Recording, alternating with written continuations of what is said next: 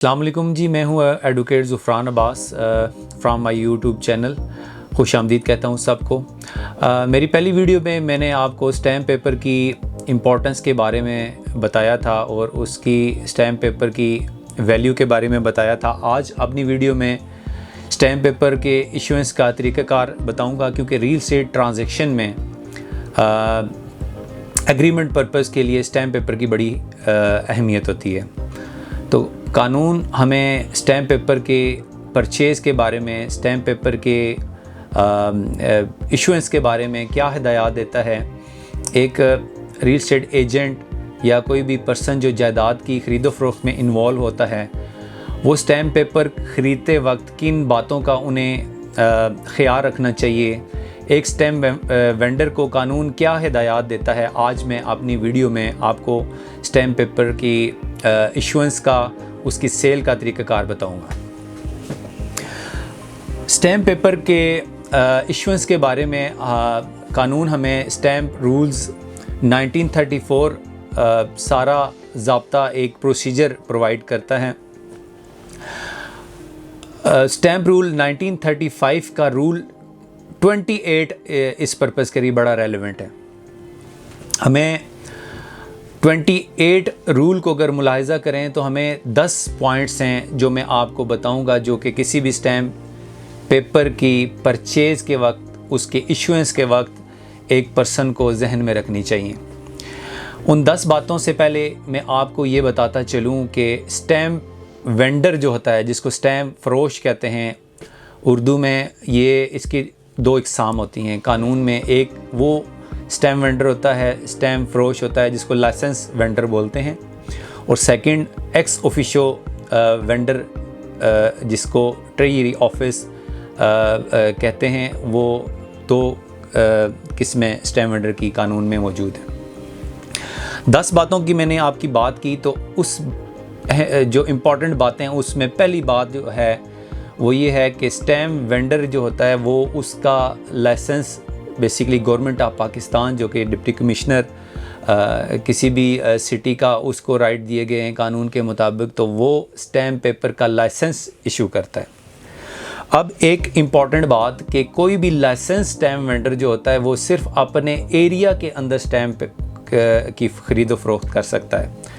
For example, किसी person ने एक स्पेसिफ़िक टाउन का लाइसेंस लिया स्टैम्प की सेल परचेज़ का, तो वो उस टाउन की हदूद के अंदर स्टैम्प सेल कर सकता है। उस टाउन की हदूद के बाहर वो अपना ऑफिस नहीं रख सकता, वो उस टाउन की हदूद के अंदर ही स्टैम्प की फ़रोख्त कर सकता है, वहाँ पे लोगों को ऑफ़र कर सकता है।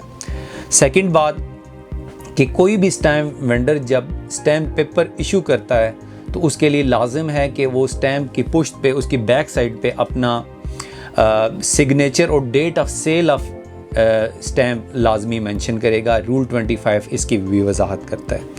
तीसरी बात जो 28 रूल कहता है वो ये कहता है कि कोई भी पर्सन जो लाइसेंस स्टैम्प वेंडर हो, उसके अलावा उस लाइसेंस पे कोई पर्सन जो है वो स्टैम्प फ़रोख्त नहीं कर सकता। लाइक एक पर्सन लाइसेंस पर्सन है तो उसके बिहाफ पे एक बी पर्सन जो है वो लाइसेंस स्टैम्प फ़रोख्त नहीं कर सकता। उसके लिए एक ये है कि अगर for example for the period of 1 month maximum, rule 28 कहता है कि अगर ओरिजिनल स्टैम्प फ़रोश नहीं है तो सब एजेंट जो है वो मुकर्रर किया जा सकता है, जो on behalf of real licence stamp फ़रोश उसके बिहाफ पे स्टैम्प फ़रोख्त करेगा। बट ये permission with the permission of the tehsildar और नायब तहसीलदार हो सकती है। इसके अलावा कोई पर्सन जो है परमिशन नहीं दे सकता। तहसीलदार या नायब तहसीलदार से परमिशन लेगा और उसके बिहाफ पे कोई पर्सन स्टैम्प फ़रोश के एक्ट सर अंजाम देगा। मैं 5वीं इम्पॉर्टेंट बात वो उसकी वजाहत करूं कि कोई भी पर्सन जो स्टैम्प फ़रोश है वो जितने मालियत का स्टैम्प पेपर है उस अमाउंट से ज़्यादा क्लेम नहीं कर सकता। फॉर एग्ज़ाम्पल, एक 100 रुपये के स्टैम्प पेपर की वो फ़रोख्त कर रहा है तो वो 100 रुपये की वैल्यू से ज़्यादा स्टैम्प पेपर डिमांड नहीं कर सकता। रूल 28 इसकी भी वजाहत करता है। हमारे यहाँ होता ये है कि एक stamp vendor double amount charge कर रहा होता है और ये उसकी जस्टिफिकेशन ये देता है कि उसको इतनी अमाउंट में जो है वो एक स्टैम्प पड़ता है। हालांकि ऐसी बात बिल्कुल भी नहीं है। ट्रेजरी ऑफिस जितनी अमाउंट का स्टैम्प पेपर है वो उतनी अमाउंट में ही उसको जारी करते हैं। उस ज़्यादा अमाउंट से लीगली वो फ़रोख्त नहीं कर सकता। वो कानून उसको रोकता है कि उस ज़्यादा अमाउंट जो है वो नहीं रिसीव कर सकता।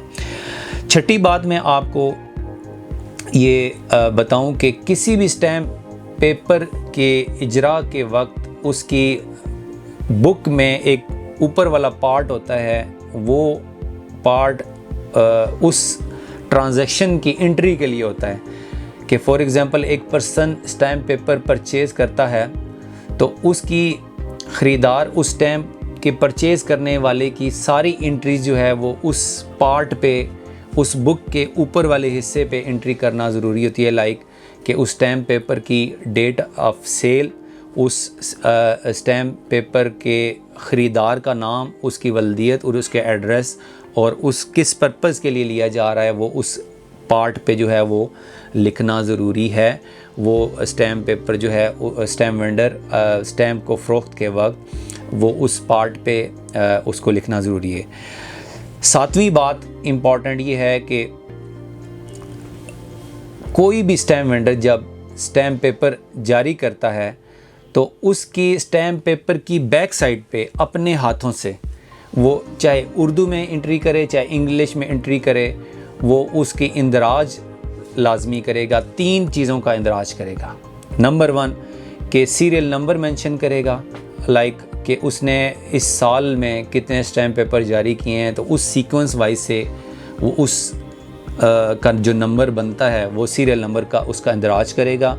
सेकंड, जो डेट ऑफ सेल है उस स्टैम्प पेपर की, वो डेट ऑफ सेल उसमें मेंशन करेगा। और थर्ड, जो स्टैम्प पेपर परचेज़ कर रहा है उसका नाम, उसकी वल्दियत और उसका एड्रेस उसमें मेंशन करेगा। तो ये 3 इम्पॉर्टेंट जो उसने एंट्रीज़ करनी है बैक साइड पे स्टैम्प पेपर के, वो और अपना प्लस उसने स्टैम्प जो उसको है अपना नाम की जो लाइसेंस का नंबर मेंशन करते हुए वो भी उसके ऊपर वो लगाएगा।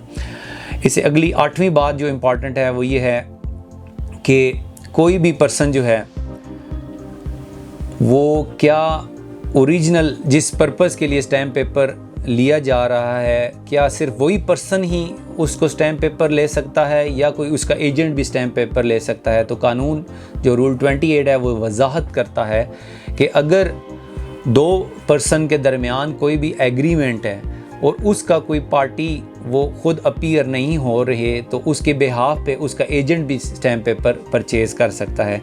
ये कोई ममानत नहीं है, कानून में किसी जगह पे भी ये बात नहीं लिखी कि ओरिजिनल पार्टीज़ का होना ज़रूरी है। 28 रूल वजाहत करता है कि on behalf of the other person, meaning thereby कि on behalf of the original party agent can purchase the stamp paper. वो अब वहाँ पे ऐसी सूरत हाल में जहाँ पे एजेंट के थ्रू जो है वो स्टैम्प पेपर लिया जा रहा हो, वहाँ पे स्टाम्प फरोश के लिए ज़रूरी है कि वो जहाँ पे पार्टीज़ की एंट्री होनी है वहाँ पे उस एजेंट की भी एंट्री करेगा और जिस पर्पज़ के लिए लिया जा रहा है वो उस पर्पज़ को मेंशन करेगा और जो पार्टीज़ उस एग्रीमेंट में इंटर हो रहे हैं उनका भी इंदराज उसमें करना ज़रूरी होगा और वो इंदराज करेगा स्टैम्प पेपर की बैक साइड पे और जो एडिसिव मैंने अब बताया आपको कि ऊपर वाला जो पार्ट होता है उस पे भी करेगा और स्टैम्प रजिस्टर पे भी करेगा। 9वीं बात इसमें यह है कि स्टैम्प वेंडर जब स्टैम्प पेपर को सेल करेगा तो उसकी सारी एंट्रीज़ जो उसने स्टैम्प पेपर की बैक साइड पे की है वो स्टैम्प रजिस्टर के ऊपर भी उसका इंदराज करेगा। अब वो स्टैम्प पेपर के ऊपर की इंदराज के लिए ज़रूरी है कि वो क्या एंट्रीज़ यहाँ बताना ज़रूरी है कि वो एंट्रीज़ क्या होंगी। वो स्टैम्प वेंडर के सीरियल नंबर होगा, वो पार्टीज़ का नेम होंगे, वो उस पार्टीज़ के जिस पर्पज़ के लिए स्टैम्प पेपर लिया जा रहा है उसकी वजाहत की जाएगी, और वहाँ पे पार्टीज़ जो स्टैम्प पेपर परचेज़ कर रही हैं, चाहे वो एजेंट है चाहे वो ओरिजिनल पार्टीज़ हैं, उनका थंब इम्प्रेशन और सिग्नेचर वो लाजमी उस पर लिया जाएगा। और at the same time stamp paper की बैक साइड के ऊपर भी उसका जो है इंदराज किया जाएगा। तो ये 10 इम्पॉर्टेंट बातें हैं किसी भी स्टैम्प पेपर की परचेज़ के वक्त लाजमी किसी भी पर्सन को जो स्टैम्प पेपर ले रहा है उसको जहन में रखनी चाहिए। ये मैंने सारा आपको जो प्रोसीजर स्टैम्प पेपर के इशुएंस का बताया है, ये ई स्टैम्प पे लागू नहीं होता। ई स्टैम्प के लिए अलग कानून मौजूद है। ये वो प्रोसीजर है जो जहाँ पे ई स्टैम्प एप्लीकेबल नहीं है, उसके स्टैम्प पेपर के इशुएंस का तरीक़ाकार मैंने आज की वीडियो में बताया है।